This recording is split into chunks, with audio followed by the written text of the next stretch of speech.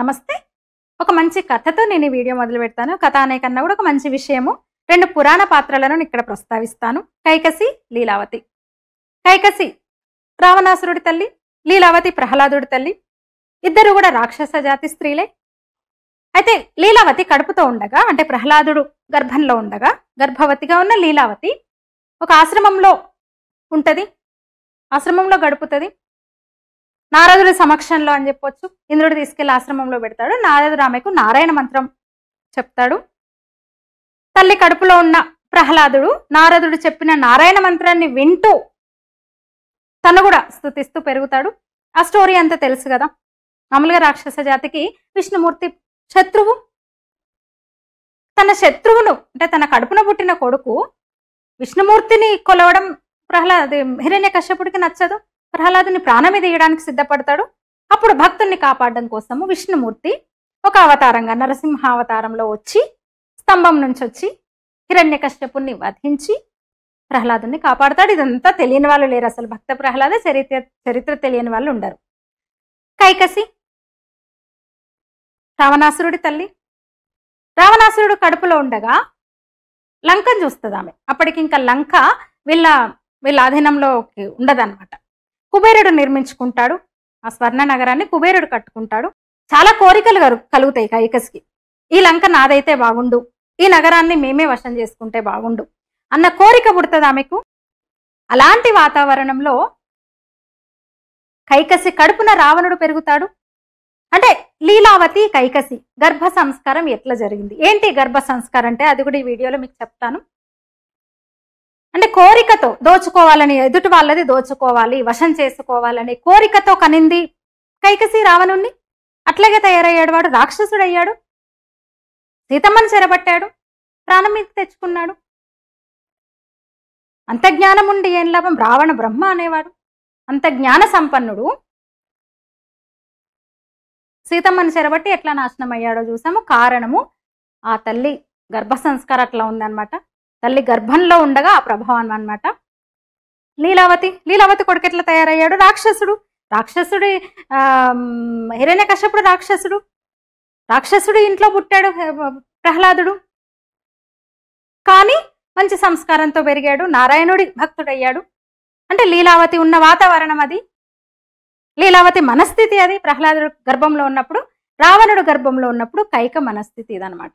అది మరి వాళ్ళు పుట్టిన తర్వాత కూడా కనిపించింది కదా. ఇంకా పురాణాల్లో కొన్ని మనం ప్రస్తావించుకుంటాం. అభిమన్యుడు కూడా అంతే కదా. సుభద్ర కడుపులో ఉండగానే పద్మవ్యూహం గురించి విన్నాడు. అర్జునుడు చెప్పే పద్మవ్యూహం గురించి విన్నాడు. విని ఎలాంటి సాధన లేకుండానే చివరగా కురుక్షేత్ర యుద్ధంలో పద్మవ్యూహంలోకి వెళ్ళాడు, ఛేదించుకుని వెళ్ళాడు. ఇంకా చాలా ఉదాహరణలు. అష్టావక్రుడి ఉదాహరణ కూడా చెప్పొచ్చు. అష్టావక్రుడు కూడా అంతే. తల్లి గర్భంలో ఉండగానే అన్ని నేర్చేసుకున్నాడు. అంటే కడుపుతో ఉన్న, అంటే ఒక స్త్రీమూర్తి గర్భంతో ఉన్నప్పుడు ఆ ఆలోచనలు, ఆ మానసిక స్థితి, ఆ ప్రభావం బిడ్డ మీద పడుతుంది. అది మన పురాణాలు మాత్రమే చెప్పలేదు, మోడర్న్ సైన్స్ కూడా చెప్పింది. అది ఆధునిక సైన్స్ కూడా అదే చెప్పింది.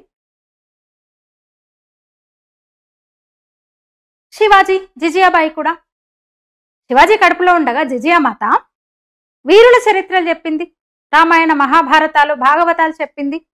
దేశభక్తిని నూరిపోసింది.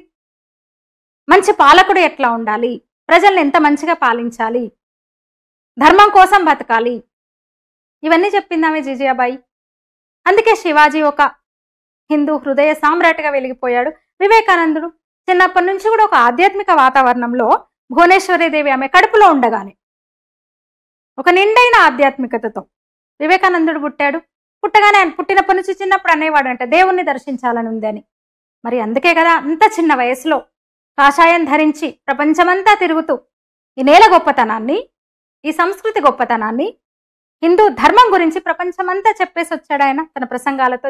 మొత్తం అసలేంటి భారతదేశ గొప్పతనాన్ని మొత్తం చాటి వచ్చినవాడు. 7 సముద్రాలు దాటుకొని వెళ్ళి ఆ రోజుల్లోనే. ఎందుకు ఈ తరము అలాంటి వాళ్ళు తయారవ్వట్లేదు? ఎందుకంటే అప్పుడు ఒక ఆశయంతో, ఒక సంకల్పంతో ఉండేవాళ్ళు తల్లిదండ్రులు, ముఖ్యంగా తల్లి.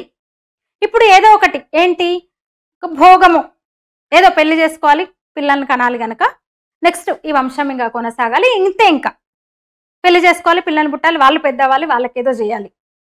అందుకే ఈ తరం ఇట్లా ఉంటుంది. చూస్తున్నాం మనం చుట్టూ రకరకాల నేరాలు. అసలు ఒళ్ళు జలధరిస్తుంది నిజానికి. తల్లి పిల్లల్ని చంపుతుంది, పిల్లలు తల్లిని చంపుతున్నారు. పెద్ద కారణాలు కూడా ఏం లేవు. ఎందుకంత ద్వేషంతో తయారవుతున్నారంటే ఇదే ఆశయం కానీ సంకల్పం కానీ లేకపోవడం. ఇప్పుడు ఈ అభిమన్యుడు, రావణాసురుడు, ప్రహ్లాదుడు ఇవన్నీ ఎందుకు, గర్భస్థ శిశువు, గర్భిణులు ఇవన్నీ ఎందుకు, గర్భ సంస్కారం ఏంటి అని అనుకుంటున్నారు కదా. వస్తాను అక్కడికి. నిన్న ఇవాళ ఒక వీడియో వైరల్ అవుతుంది, చాలా ఇంట్రెస్టింగ్ గా ఉంది. అది శ్రేయా ఘోషల్, పాపులర్ సింగర్. తను నెదర్లాండ్స్ లో ఆమ్స్టర్డామ్ లో ఒక మ్యూజిక్ కాన్సర్ట్ కి వెళ్ళింది ఆమె. చాలా మంది అంటే ఇండియన్స్, అక్కడి వాళ్ళే కాకుండా మెయిన్ ఇండియన్స్ అందరూ కూడా, ఆమె అభిమానులు, మ్యూజిక్ లవర్స్ అందరూ కూడా ఆ ప్రోగ్రామ్కి వచ్చారు.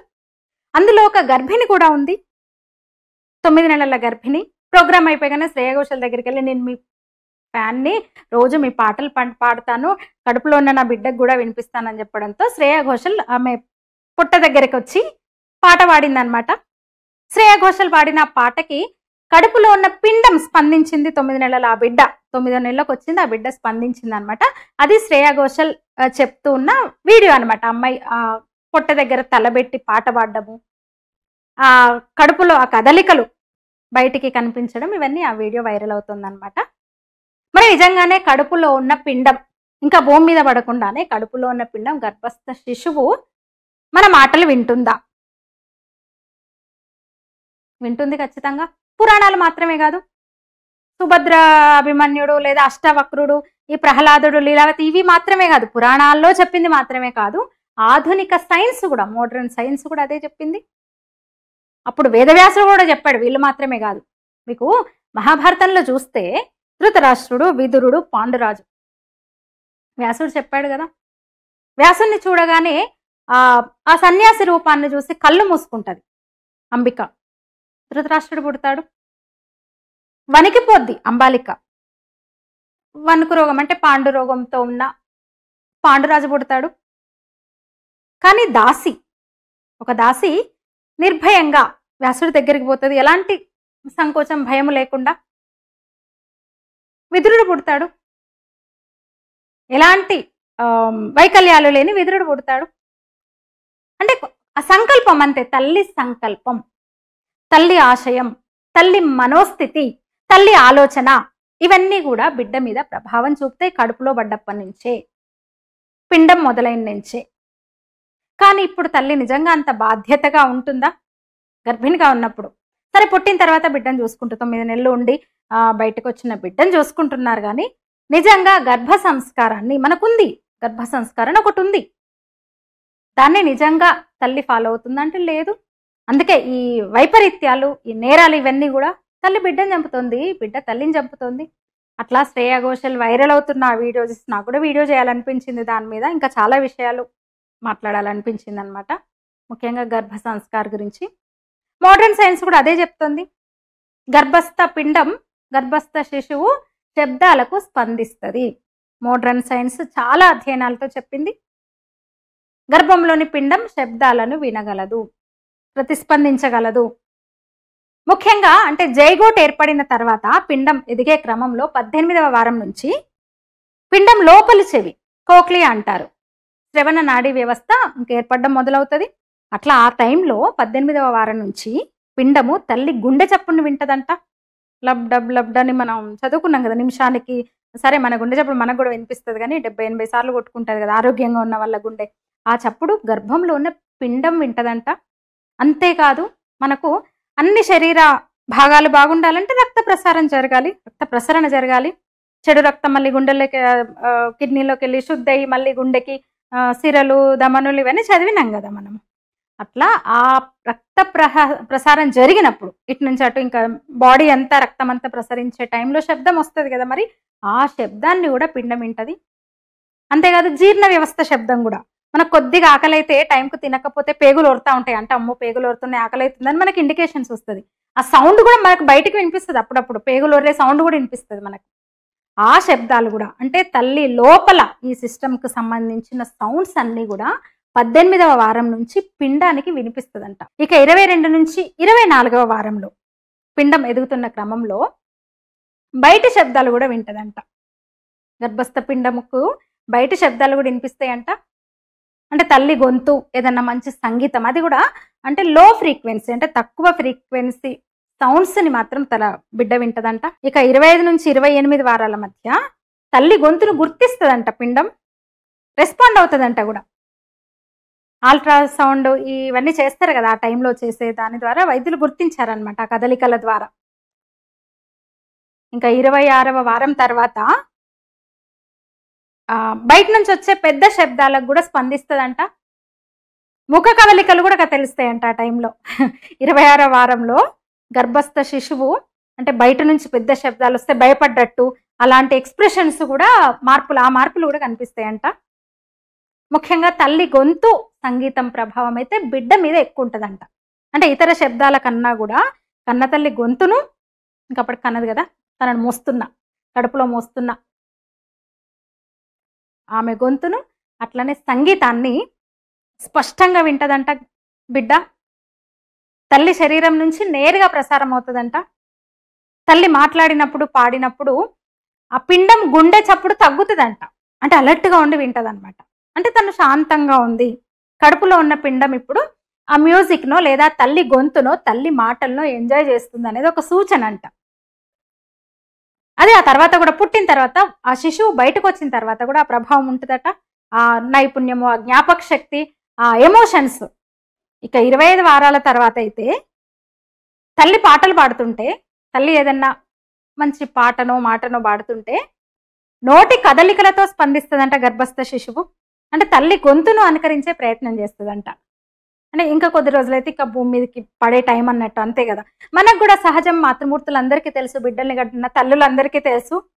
5-6 నెలల నుంచే మనకు కదలిక తెలుస్తుంది. కొంచెం ఆకలైనా లేదా ఏదైనా లిక్విడ్స్ మనం తీసుకున్నా, మామూలుగా ఆహారం తీసుకున్నా మనకు ఆ కదలిక తెలిసిపోతుంది. సంగీతం వింటుంది, ఎంజాయ్ చేస్తుంది తప్ప కావాల్సుకుని ఆ పిండానికి వినిపించే ప్రయత్నము, శబ్దాన్ని ఎక్కువగా అంటే కడుపు దగ్గర పెట్టి శబ్దాన్ని వినిపించే ప్రయత్నం చేయొద్దు అనేది కూడా డాక్టర్స్ చెప్తుంటారు. అట్లా శ్రేయా ఘోషల్ ఆ గర్భిణి దగ్గరికి వెళ్ళి పాట పాడిందంట. అంటారు కదా సంగీతం గురించి చెప్తూ, శిశుర్వేత్తి పశుర్వేత్తి వేత్తి గాన రసం ఫని అంటారు. అంటే శిశువులైనా, పశువులైనా, నాగపాములైనా ఏవైనా సరే సంగీతానికి స్పందిస్తాయని. అయితే కడుపులో ఉన్న బిడ్డ కూడా సంగీతానికి స్పందించింది. శ్రేయా ఘోషల్ వెళ్ళి ఆ అమ్మ కడుపు దగ్గర తలబెట్టి పాడుతుంటే ఆ బిడ్డ నిజంగా తల్లిలానే తను కూడా పరవశించింది అనమాట. నిజంగా మీరు ఇంకా చూడకపోతే ఆ వీడియో చూడండి. శ్రేయా ఘోషల్ చిన్న బిట్ వీడియో ఒకటి వైరల్ అవుతుంది, చూడండి. ఇక నేను మొదట్లో గర్భ సంస్కార్ అనే ఒక మాట అన్నాను, ఇదే వీడియోలో మాట్లాడుకుందాం అన్నాను. గర్భ సంస్కార్ ఉంది మనకి షోడశ సంస్కారాలు ఉంటాయి. సీమంతము ఇలాంటివన్నీ కూడా దాంట్లోనే వస్తాయి. ప్రతి మనం షోడశ కర్మలు, షోడశ ఉపచారాలు, షోడశ సంస్కారాలు ఉంటాయి. ఇవన్నీ కూడా మన పూర్వులు అందించారు మనకు. సనాతన ధర్మంలో ఇవన్నీ ఉంటాయి. సనాతన సంస్కృతిలో, హిందూ సంస్కృతిలో, హిందూ ధర్మంలో ఇవన్నీ కూడా వస్తున్నాయి మనకి. అయితే కొన్ని మనం ఈ వెస్ట్రన్ మోజులో పడిపోయి, పాశ్చాత్య మోజులో పడిపోయి కొన్ని మనం అనుసరించట్లేదు, పాటించట్లేదు. అయితే ఇప్పుడిప్పుడే మళ్ళీ అవేర్నెస్ వస్తుంది. ప్రతిదీ ఉంటుంది. ముఖ్యంగా మన సైన్స్లో కూడా ఆయుర్వేదం, ఇప్పుడే మోడర్న్ సైన్స్ వచ్చింది కానీ ఆయుర్వేదాలో ఒక గర్భిణి ఎలా ఉండాలి, ఒక పిండం తయారైంది మొదలు ఎదిగే వరకు, భూమి మీద పడే వరకు కూడా ఆ శిశువుగా పూర్తిగా కడుపులో ఎదిగి నవజాత శిశువు బిడ్డ బయటకు వచ్చే వరకు కూడా ఎట్లా ఉండాలి అనేది గర్భ సంస్కారంతో తెలుస్తుంది మనకి. అసలు మొదటి నెల ఏం తినాలి అంటే, ఇందాక నేను చెప్పే కొన్ని వారాలను మెన్షన్ చేశాను కదా పైన. ఈ వారాల్లో చెవి ఏర్పడుతుంది, ఈ వారాల్లో హృదయ స్పందన మొదలవుతుంది, ఈ వారాల్లో తల్లికి ప్రతిస్పందిస్తుంది, ఇవన్నీ అట్లా శరీరం ఎదిగే క్రమంలో ఆమె మనస్థితి, ఆలోచన ఇవన్నీ కూడా బిడ్డ మీద ప్రభావం చూపుతాయని కదా. ఫిజికల్గా ఎదిగే క్రమంలో కూడా ఏ తిండి తీసుకోవాలి, ఎట్లా ఉండాలి, ఆ 9 నెలలు ఎలా ఉండాలి, ఏ టైంలో ఎలా ఉండాలి, లోపల బిడ్డ ఎదుగుతున్న క్రమంలో తల్లి ఎట్లా ఉండాలి, ఎట్లా బిహేవ్ చేయాలి, తల్లి ఏమేమి ఆచరించాలని మన పూర్వులు, మన ఋషులు ఎంతో అధ్యయనం చేసి, రీసెర్చ్ అంటే మనకు స్టైల్గా అనిపిస్తుంది కానీ ఇంతకు మించి పరిశోధనలు ఈ టెక్నాలజీ లేని కాలంలోనే, ఇంత టెక్నాలజీ, ఇంత సైన్స్, ఎన్ని మిషన్స్ లేని కాలంలోనే మన ఋషులు చెప్పి రాసి గ్రంథస్థం చేశారు సాంస్క్రిట్లో. అపారమైన సాహిత్యం మనకుంది దానికి సంబంధించి. ఇక ఇప్పుడు మళ్ళీ ఈ గర్భ సంస్కారం ఈ మధ్య ఎక్కువ వినిపిస్తోంది. ఆర్ఎస్ఎస్ కూడా మొదలుపెట్టింది 3 ఏళ్ల క్రితం. సేవికా సమితి, రాష్ట్రీయ స్వయం Sevak Sangh, RSS women wing అనొచ్చు, మహిళా విభాగం, సేవికా సమితి ఈ గర్భ సంస్కారం మీద పనిచేస్తోంది. అంటే బిడ్డ ఎదిగే క్రమంలో, కడుపులో బిడ్డ ఎదుగుతున్నప్పుడు తల్లికి అందించే సంస్కారాలు, తల్లి ద్వారా బిడ్డకు అందించే సంస్కారాలు అందిస్తోంది సేవికా సమితి. మాధురి దీది ఆధ్వర్యంలో 3 ఏళ్ల క్రితం సంవర్ధిని న్యాస్ ఒకటి ఏర్పాటు చేశారు. అదొక కొత్త ఆయామం అనొచ్చు, కొత్త విభాగం. అంటే మహిళా సమస్యలతో పాటు, సమాజంలోని మహిళల సమస్యలతో పాటు గర్భిణి మీద, అంటే రేపటి తరం, మంచి తరం తయారు కావాలి. ఒక శివాజీ, ఒక వివేకానందుడు, ఒక అలాంటి వాళ్ళు, ఒక ప్రహ్లాదుడు, ఇలాంటి వాళ్ళు తయారు కావాలనే ఉద్దేశంతో గర్భస్థ శిశువు మీద, గర్భిణి మీద ప్రత్యేక దృష్టి పెట్టాలని సమాజంలోని డాక్టర్లను కన్సల్ట్ చేస్తూ రకరకాల సెమినార్లు, బయటకులు, సమావేశాలు నిర్వహిస్తూ, కార్యక్రమాలు ఏర్పాటు చేస్తూ శిక్షణ ఇస్తోంది. అంటే వాళ్ళ దగ్గరకు వచ్చే పేషెంట్లకు, అంటే గర్భిణీలకు ఎలాంటి చెప్పాలి, ఎలాంటి జాగ్రత్తలు చెప్పాలి, అసలు గర్భ సంస్కారం అంటే ఏంటి ముందు డాక్టర్లకు తెలియాలి కదా. ఇట్లా గర్భిణీలకు ఇలాంటి చెప్పండి, గర్భ సంస్కారం ఒకటి ఉంటుంది, ఒక మంచి తరాన్ని తయారు చేసే బాధ్యత మనందరికీ ఉంటుందని చెప్తూ ఒక పరిశ్రమ అయితే చేస్తోంది సేవికా సమితి, రాష్ట్ర సేవికా సమితి. సీమంతం లాంటి కార్యక్రమాలు కూడా చేస్తున్నారు, చెప్పాను కదా. ఆ షోడశ సంస్కారాల్లో సీమంతం కూడా ఒకటి. అయితే ఉత్తరాదిలో ఊపందుకుంది, మంచి రెస్పాన్స్. అంటే చేయడానికి, సేవ చేయడానికి డాక్టర్స్ చాలా మంది ఉత్సాహంగా ముందుకు వస్తున్నారు. దక్షిణాదిలో కూడా ఊపందుకుంది. రామకృష్ణ మిషన్ కూడా, ఆ కార్యక్రమం పేరు నేను మర్చిపోయినా, నాకు ఆ ప్రాజెక్ట్ పేరు, ఇదైతే సంవర్ధిని న్యాస్ కదా ఈ ప్రాజెక్ట్ పేరు. రామకృష్ణ మిషన్ వాళ్ళు కూడా చేస్తున్నారు. మీ ఇళ్లలో ఎవరన్నా గర్భిణీలు ఉంటే ఈ వీడియో చూపించండి, గర్భ సంస్కారం ఏంటో మీరు చెప్పండి. ఎందుకంటే ఒక ఆరోగ్యకరమైన, ఆరోగ్యవంతమైన మంచి తరాన్ని మనం తయారు చేసుకోవాలి. చూస్తున్నాం చాలా, అసలు ఎన్ని వైపరీత్యాలు, వికృతులు. చిన్న చిన్న పిల్లలు నేరాలు చేస్తున్నారు, వయసుతో సంబంధం లేదు, హత్యలు చేయడానికి వెనకాడట్లేదు.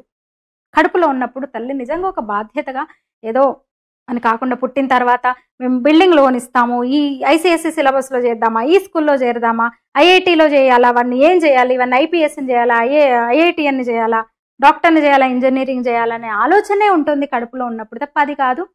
ముందు ఆ టైంలో పిండం పెరిగే క్రమంలో మీ ఆలోచన, మీ మానసిక స్థితి కూడా బిడ్డ మీద ప్రభావం చూపుతాయి, పిండం మీద, గర్భస్థ శిశువు మీద. శ్రేయ ఘోషల్ కూడా అదే చెప్పింది. చూడండి, వీలైతే ఆ వీడియో కూడా చూడండి.